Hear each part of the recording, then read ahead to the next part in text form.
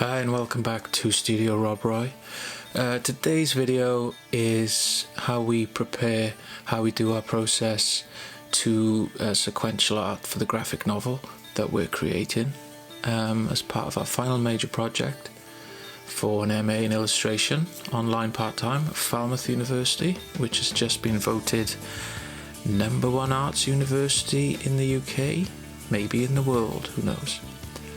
So you can see we've got the watercolor paper and we've created the size of the final book, and now we are using the blue Mars Staedtler graphite pencil, and we've marked out the sequential frames, and now we are drawing in, sketching in the pencils of the images of what will then be inked. So pretty much all of the images come from my imagination. We've used very little reference for this project, for this book. And of course, when you use your own imagination, if you've got a good enough memory bank built up over time, you can find that your energy, your sketchiness can really show through. There's no restrictions, no pauses. So this is the final page of the book of the project.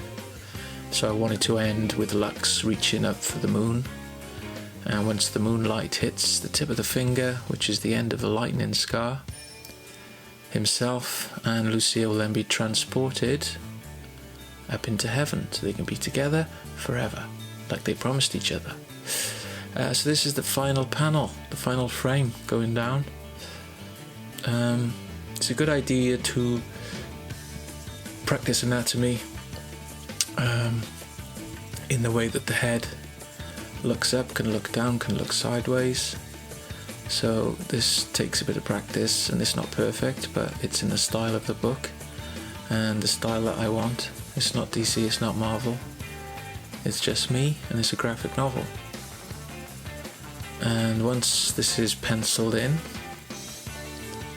I'll do a light pass, analog light pass with ink. And there you can see the scar going down that goes from the back up the arm to the hand. So I'm using a Copic multi-liner. I think it's a 0.7, and the main line art is going in, and I'm doing a tiny bit of touching up here with a 0.1. Mainly most of the rendering is done digitally.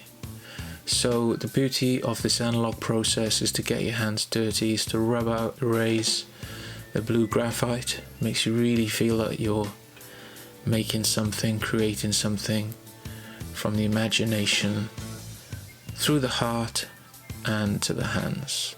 So this is the watercolor process that we've done throughout the book, and I found that if you dab water down first on the watercolor paper, you can get the best results rather than going in dry. You can use dry as well, and we have done, but coming towards the end, this seemed to really work, and the layers could really build up, and the texture could really be subtle. And that's a look that I really like, and a look that I was after.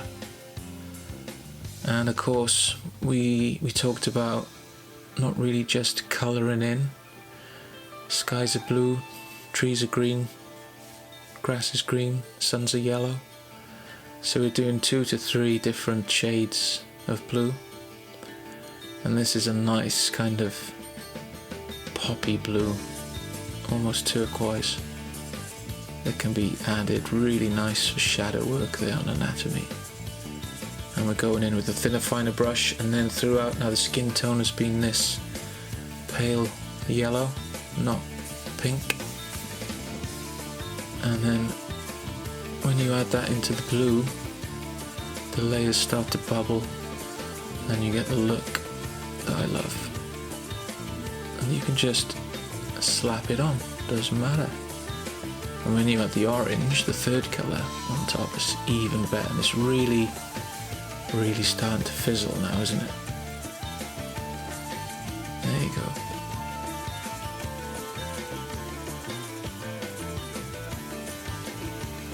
So this will be a long video, one of the longest, coming to the last processes pages of the project, working on the shadows of the figure.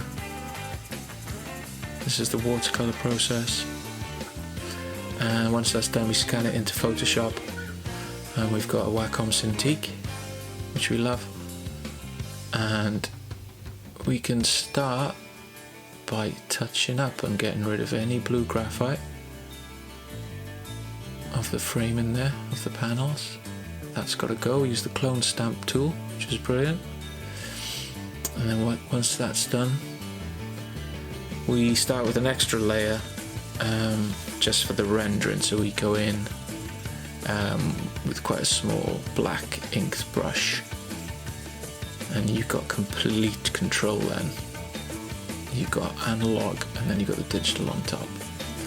So the clone stamp tool is a wonder, and then we've got render on layer 1. Okay. I like using this legendary MB line art brush, which was free, and it's got a little bit of a breakup in it. It's not too slick.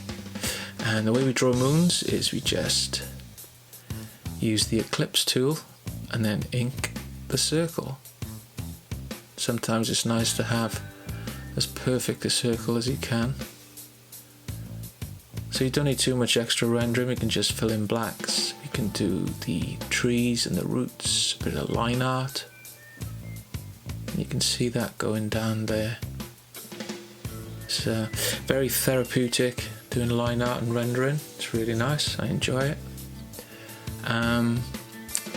In the future I'm going to start working on a new process and practice of trying to somehow get rid of the black ink.